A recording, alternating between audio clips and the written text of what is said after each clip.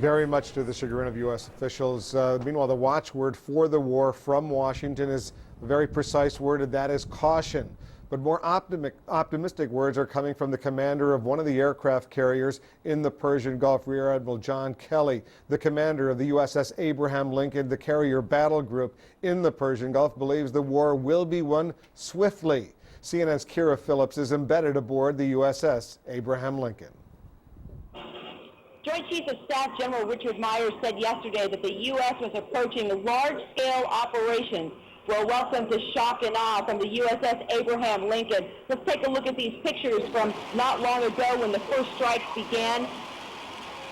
Strike fighter pilots here have been training for massive airstrikes, fast and furious. After Tomahawk missiles were launched, strike fighters engaged their targets, military sites, air defense systems, government buildings, Iraqi leadership compounds, and air bases. Two of those pilots that were on that massive airstrike over the evening, Lieutenant Steve Uries, also Lieutenant Lucas Kadar, thank you so much for being with me. I want to get your insights. You guys just got back not long ago. Well, talking about the issue of collateral damage, let's address that right off. A lot of people concerned about the Iraqi people. They see these airstrikes, they see the explosions live on CNN. Lucas, let's start with you. Tell me what's done to prevent collateral damage besides those precision weapons. Well, we take it into account in our planning. We plan to minimize collateral damage, minimize collateral damage that could be to the civilians of Iraq. Also, if it's a PID issue and we want to minimize blue and blue losses, that's always our biggest concern, is not to prevent the fratricide situation. That's always a threat out there. And how about you? What did you see? What were you feeling as soon as you got in country?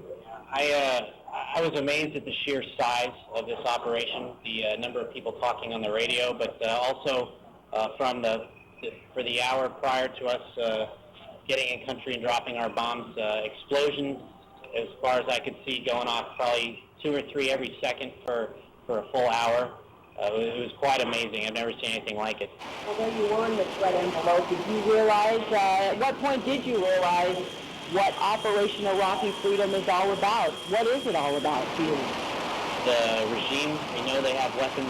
We'd be silly to think that those weapons couldn't fall into the hands of somebody that wouldn't think twice about using them in New York City or Washington or Los Angeles or some place back home. And I'll be damned if that's going to happen again. And sure as hell aren't going to let those weapons get back to the United States. If we can end this now, then now's the time to do it. With the way things went tonight, Kira, if we keep on the track that we were operating smooth, I think we're gonna see progress that's on schedule, if not ahead of schedule. Over to the planners as far as how long it's going to take to happen. We're just here to execute and do what we did tonight. So. Lieutenant Lucas Kadar, Lieutenant Steve Uries, gentlemen, thank you. Thank you. And we'll continue to stay here aboard USS Abraham Lincoln, continuing to cover the campaign as it goes down through the day and through the night out here in the Persian Gulf. Back to you. CNN's Kira Phillips aboard the USS Abraham Lincoln. Those aviators clearly pumped, their adrenaline moving along. They're very excited, clearly proud of the job that they have just done. But Aaron, there's another part of this story as well. There is. That too is the nature of war. There are successes and great successes, and there are also great tragedies. And there have been tragedies as well in this on the American side. Thelma Gutierrez at Camp Pendleton, this Marine base in California, Southern California, and the home of some of the Americans who have already died in this conflict. Thelma? That's exactly right, Aaron. I can tell you that the mood here at Camp Pendleton has been somber, to say the least. This is home to some 40,000 Marines, some of whom were the first to cross over into Iraq. Now, yesterday we talked to some of the wives. They told us that they were on pins and needles just waiting for this ground war to begin, but today they're faced with this very somber news that 14 coalition forces or troops are now